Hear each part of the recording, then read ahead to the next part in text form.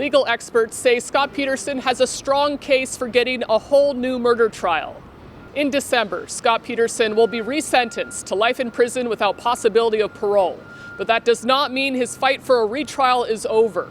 His death sentence was overturned on entirely separate legal grounds from the grounds he's using to try to get his conviction overturned. I think there's a great likelihood that he's going to get a new trial.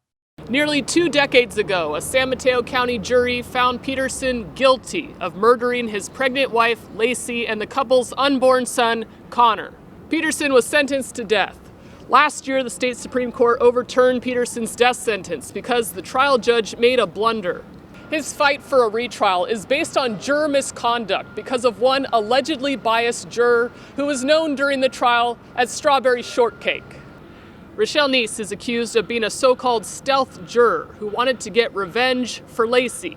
Miss Neese basically had similar experiences to Lacey Peterson, right? Miss Neese was a victim of domestic violence while pregnant.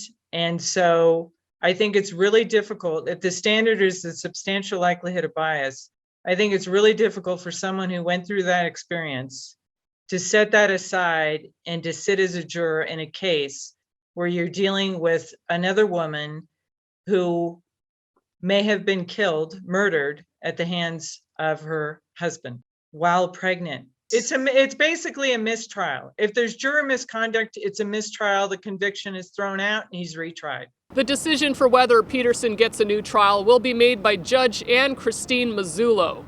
The judge will base her ruling on an evidentiary hearing that could take place as early as next month. Strawberry Shortcake will be the main witness for the hearing, and she plans to plead the fifth. If she remains silent, that will further help Peterson's case. I'm Amy Larson reporting for KRON 4 News in Redwood City.